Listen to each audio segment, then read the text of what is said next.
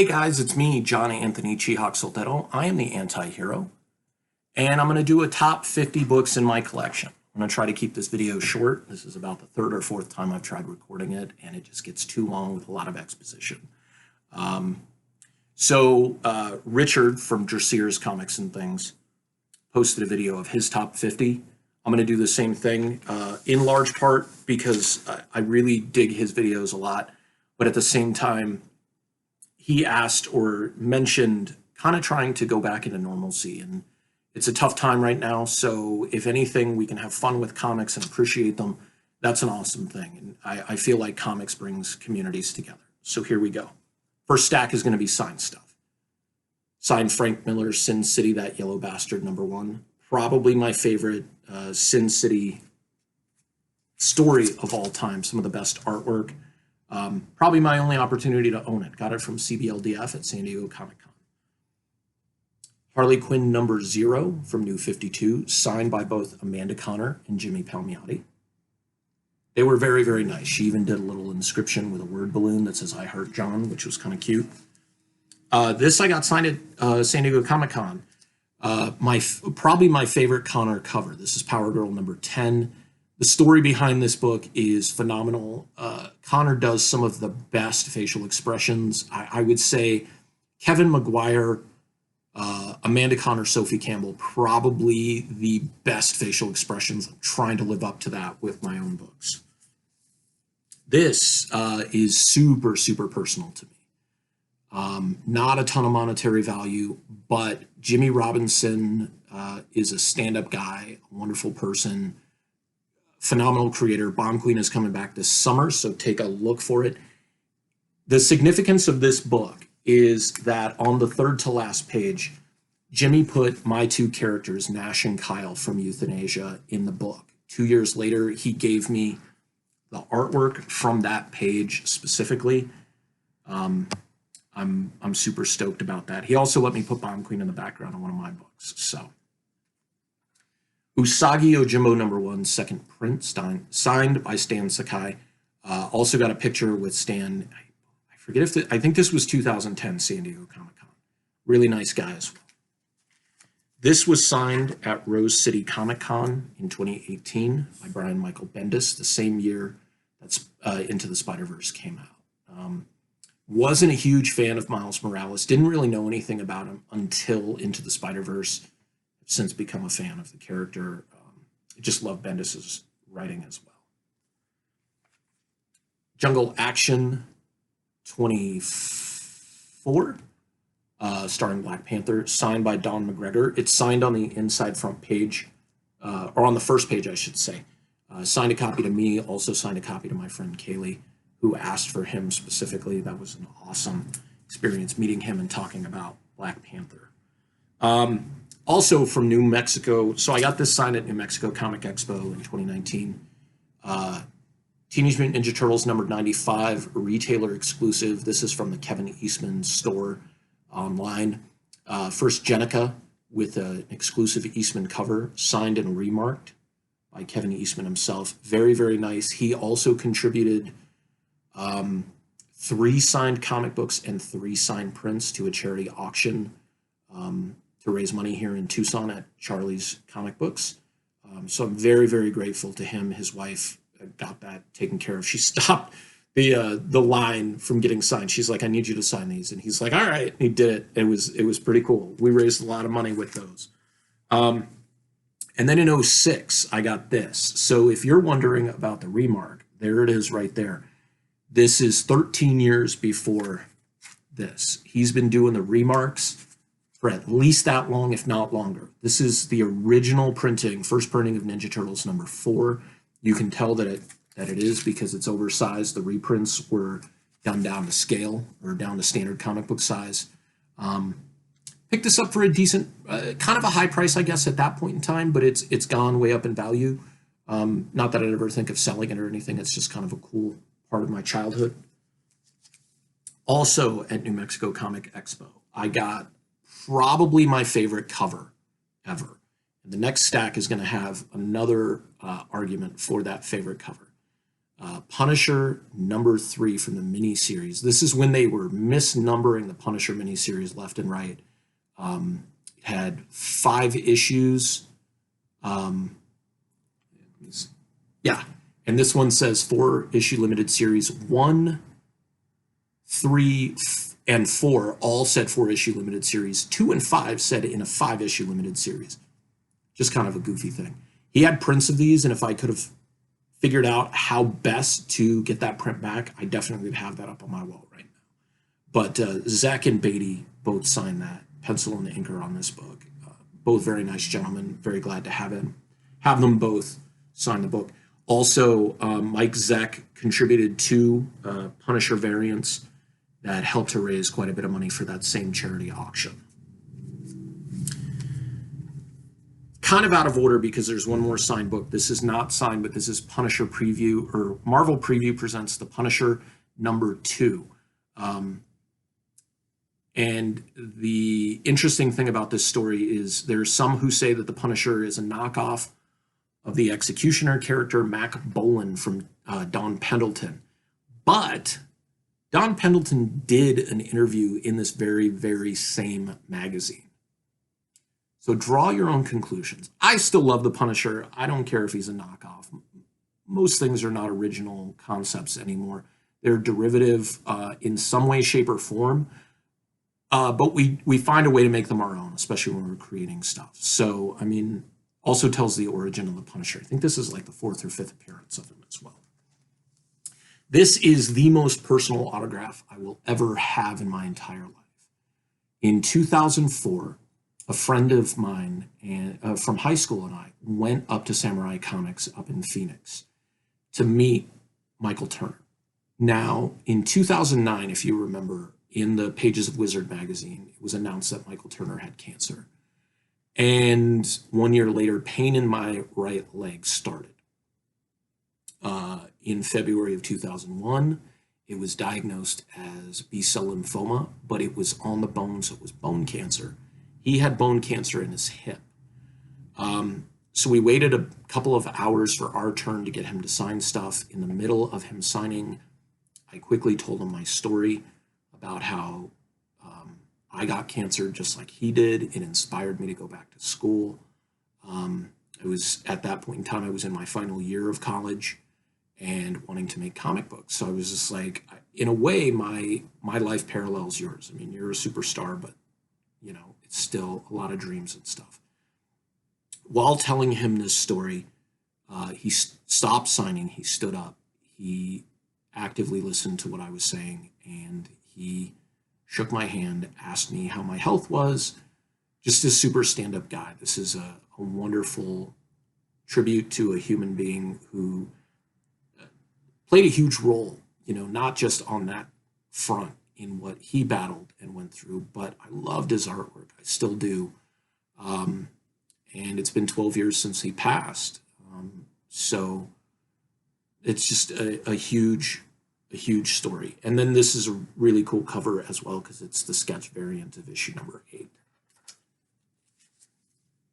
This is my stack of Marvel books, and this is the book I bought at the local Circle K about a block and a half away from my house, my childhood home.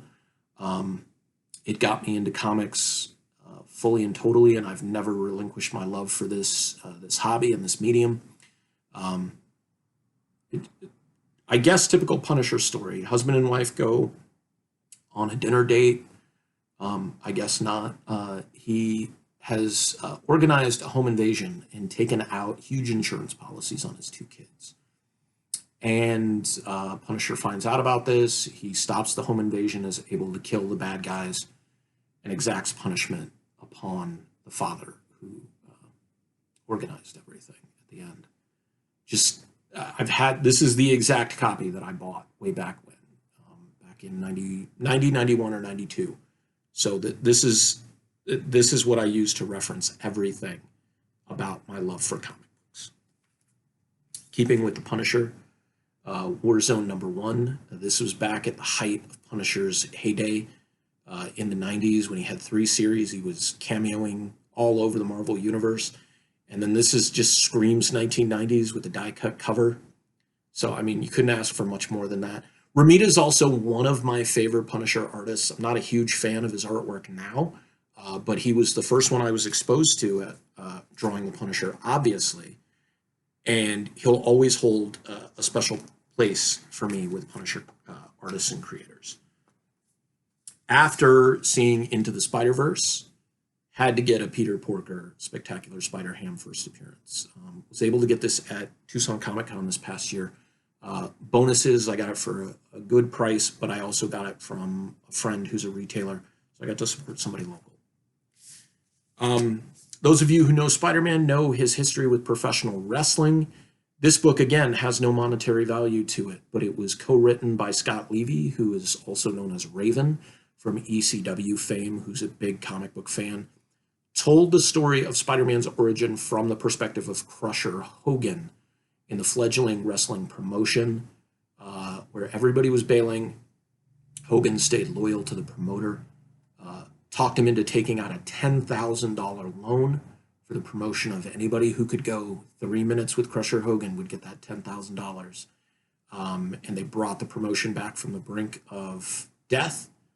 And the very last panel in this book is Spider-Man leaping over the top rope, getting ready to fight Crusher Hogan. So I love this story so much. Like, it's a dollar bin book, if that, but it's so much fun to read. And then also had to get, in 2018 at Tucson Toy Show, The Amazing Spider-Man 361 First Carnage. I actually traded for this with somebody at the show. He was nice enough to take some of my merchandise in exchange for this. So I got a First Carnage. And speaking of Dressier's comics and things, Richard, I've got the second print of What If 105, also known as Spider-Girl number 0. One of my favorite characters. Not a lot of people know about her, but when you added 105 to your list, I had to pull this out as well because I really love the ongoing series. Ran about 100 issues or so. Was on the brink of cancellation multiple times, but fans brought it back. Also, I think it was the writer or one of the creators offered to take a pay cut in order for them not to cancel it or raise the cover price of it. I could be wrong, but I think that occurred with this and a couple of other books as well during that time period. Also, Richard, if you're interested in selling one of those 105s, let me know. Not a guilty pleasure at all. I love Jubilee. Huge fan of the X-Men animated series from the 90s. Jubilee first appearance, Uncanny 244. That whole arc, when they go back to the Outback and Wolverine's crucified on the X, phenomenal story. Great artwork by Silvestri. X-Men number 4, First Omega Red. Very underrated villain. Very underrated characters. Actually, how I would plan to tie in the X-Men to the MCU. Do a video about that as well. This is a book every time, and Richard mentioned this as well, every time I see it for a decent price, I will pick it up. I don't know why. I've got 3 copies of it now. Wolverine number 100 with the hologram.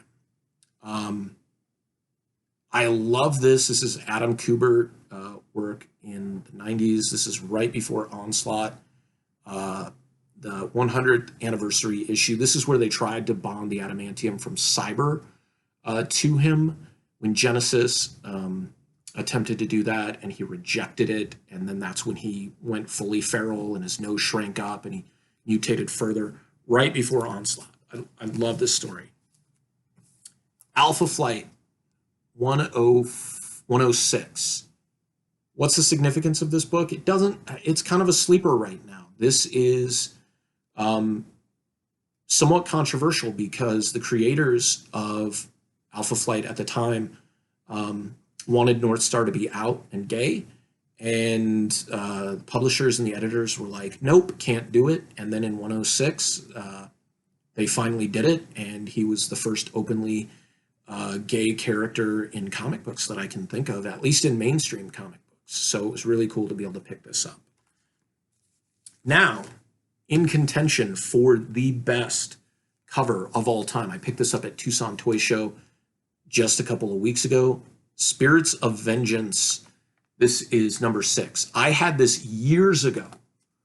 I believe I picked it up from a grocery store. And it's got Venom stuck to the ceiling of a sewer, and he's holding the skull of Ghost Rider. Let me see if I can take this out. It's actually, no, it's double taped. Sorry.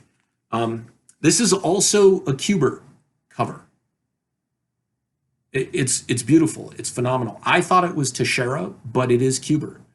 And when I saw this, I was so floored by it. I was so wowed. I was very excited to find this. And I got it for $1. I mean, it has no monetary value, but at the same time, you know, some of my favorite books and covers and stuff like that there's no significance to them in terms of money. Immortal Hulk number 2. This is the first appearance of the Doctor. You're also finding out that the characters who have been exposed to Hulk and gamma radiation are not staying dead. I got this from my friend Kaylee, who I mentioned earlier. She had this. She didn't really want it. She had some other Immortal Hulks, and she traded with me a collected edition of the Epic Collection Fantastic Four Volume 1. And, you know, the story is great because we met at Charlie's Comic Books on a Saturday. I picked up the Epic Collection, traded her with this. She showed up with her folks, and we like hand the books back and forth. And her mom was joking, this looks like it should be going down in like a back alley somewhere. And it just like, you know, like a drug deal gone bad, but with comic books, or gone right, actually, because she got something she wanted. I definitely got something I wanted. So I'm also a Hulk fan, if you didn't know. Hulk 102. This I picked up at New Mexico Comic Expo. Didn't even know I was looking for this, but found it for a really good price. It's definitely a reader copy, but you know what? How many opportunities am I going to have to own something like this, no matter what condition it's in? And then this Beat But Complete, Fantastic Four 53, second appearance of T'Challa, first appearance of Ulysses Claw. It's a reader copy, definitely, but it is just a lot of fun for me, I have to say. And then Black Panther #1. Great storyline, getting a couple of key issues of Black Panther. And actually, both of these I got from my friend Eric of Old Pueblo Comics and Collectibles, also of Harley's Toys and Comics. So I'm putting together a decent collection. They're not all mint. They don't need to be. Like, I'm fine with reader copies. I'm fine with low-grade copies. I'm actually looking for a 52. I don't care if it's beat but complete, as long as I can find it for a decent price. So if you're out there, let me know. I'm going to go over graded books. These are all kind of mishmash of things, but they will play into things in a little bit. Not a great grade, but Tales of the Teen Titans 44. First, Dick Grayson is Nightwing. Nightwing is my favorite character. No character compares to Dick Grayson in terms of his personal evolution. We're also at the 80th anniversary of Dick Grayson and Robin. But I don't even look at it as the 80th anniversary of Robin. It's the 80th anniversary of Dick Grayson because he was the original Robin. And he's also one of the greatest characters of all time. I think I jumped on this a little bit before it became a really big book or sought after. I think I got this for about 50 or 55 back in the day. All-Star Comics, Super Squad, number 58, first Power Girl, or Earth 2 Supergirl, if you will. I like Power Girl and was able to find her first appearance for a decent price back in the day. These ones are all on my wall, by the way. So, Incredible Hulk 180. Yeah, it's not a 181, but this is actually the first appearance of Wolverine. I mean, come on. He shows up on the last panel, refers to himself by name, and he has a full speaking dialogue. There's no comparison in my eyes. I'm a Wolverine and a Hulk fan, so I mean, I'm good with that. And it's a 5.0. I mean, it's a decent looking copy. I'll never get to read it, but I did buy that reprint. They redid the entire book exactly as it appeared back in the 70s. I'm a big Howard the Duck fan, and I found this I got about 20 bucks into this book. Man Thing, or Adventure into Fear number 19. It's only a 7.0, but first appearance of Howard the Duck is so much fun. It's just, he's such a ludicrous character that you can't help but love him. I mean, one of the first Marvel movies as well, whether you want to admit it or not. One of my favorite characters, a character that I feel is underrated and definitely underutilized, and I feel most recently underutilized in City of Bane, and that is Bane. First appearance of Bane in Vengeance of Bane number 1. I was really disappointed with the grade that this came back, but the other books, 2 of which I'm going to show, are more than made up for this being a low grade. I bought this from a box at Fantasy Comics on 22nd, I believe, when that location was going out of business. That was mid to late 90s, I believe.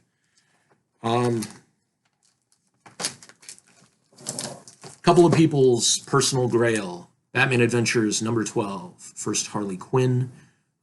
This was part of my first CBCS order ever. It's an 8.5. It's not a super great copy, but it is also a newsstand variant. And newsstands, even from the early 90s, are probably going to be harder to keep in really great condition just because they're on the newsstand. They didn't go to direct market. So making up for that lower grade on the first Bane, Naomi number 1. Came back in 9.8. It's almost perfect.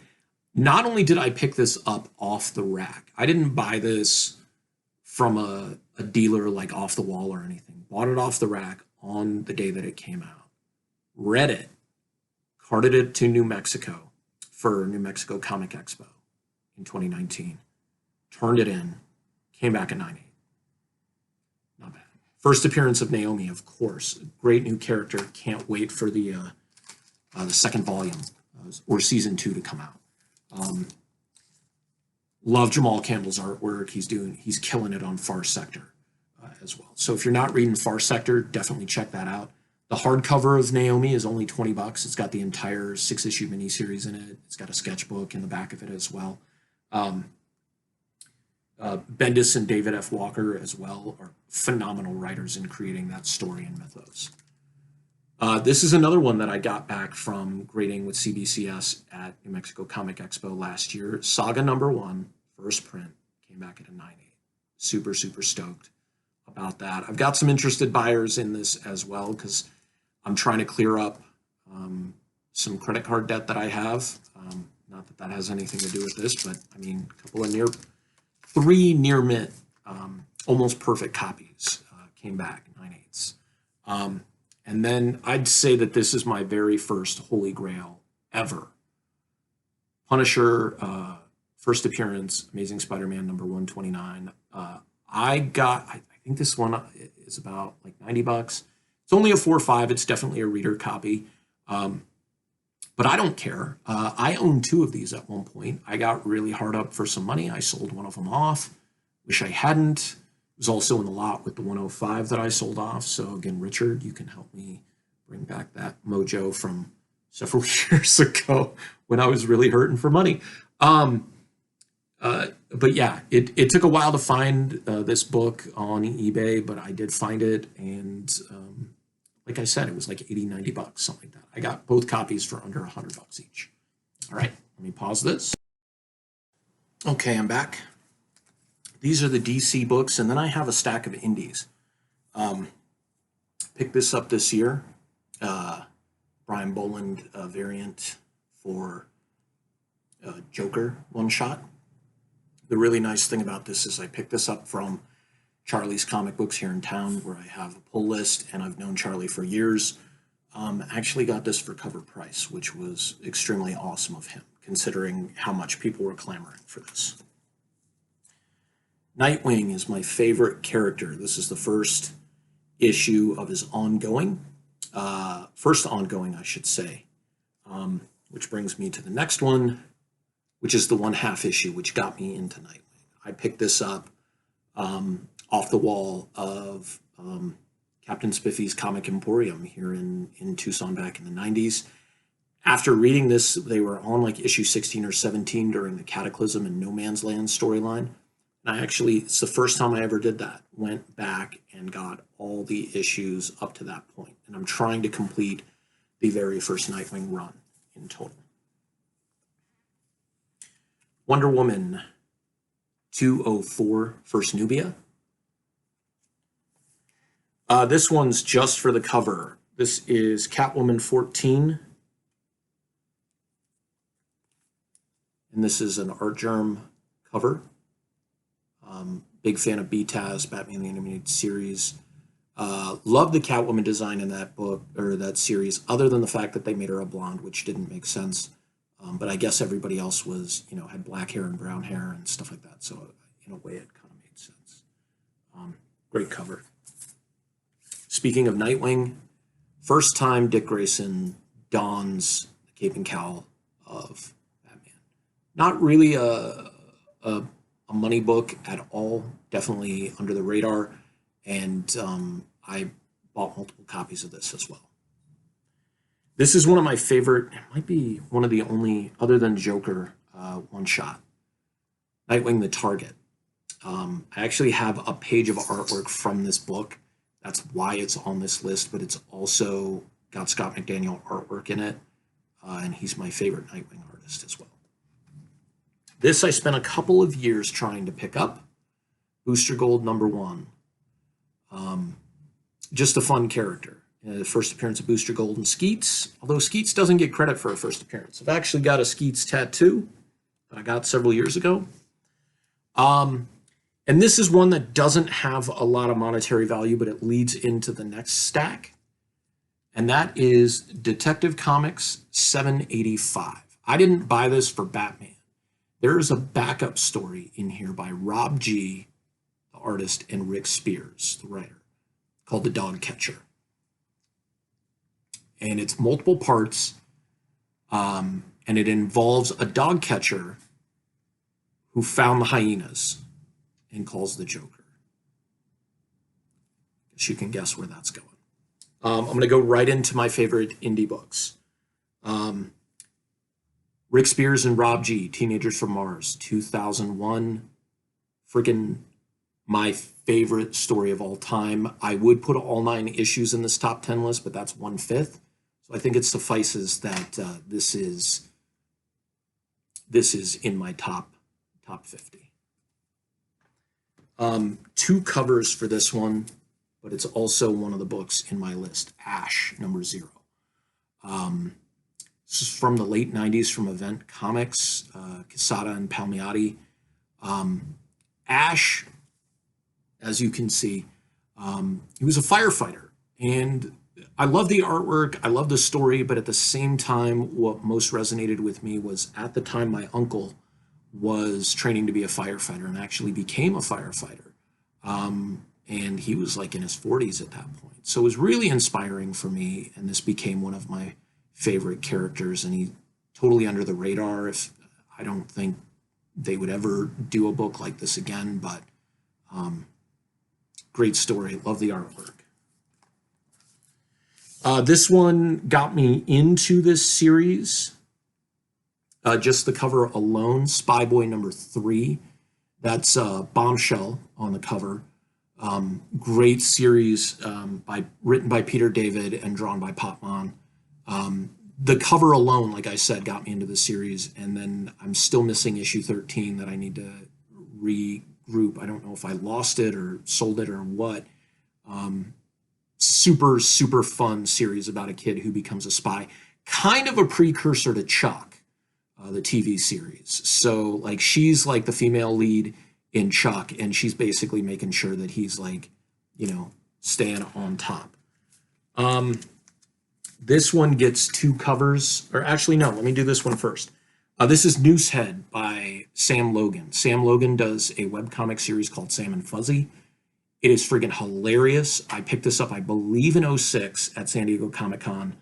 First webcomic I ever read, and it's just ridiculously hilarious. And there's a graphic novel, Sam and Fuzzy Solve Your Problems, and it's just super, super funny.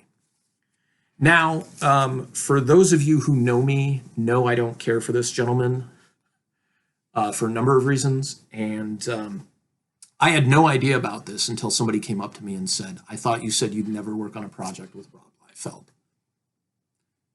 And yes, I did work on this project. This is from Amazing Arizona Comic-Con 2014. It was a record-breaking attempt for most creators and fastest turnaround time. I think there was over 112, 114 creators on the book. This is the one that they had to get printed within the 24-hour allotment in order to be successful for the record. This was available for, like, I don't remember how much it was, but it was, you know, Liefeld did a cover. Silvestri worked on this as well. I think Kirkman was one of the writers, so was Kyle Higgins, which was kind of cool. So, I mean, there was some superstar talent on it. This is the official record holder edition. This was sent out to all of the people who worked on it. So yeah, kind of fitting that this is a favorite in my collection. I mean, it's just kind of a novelty. It's been broken several times since then, but anyways, very, very long video. I do apologize, but I hope you guys are taking care of yourselves during this time frame, and we'll talk to you soon. Stay anti-hero strong.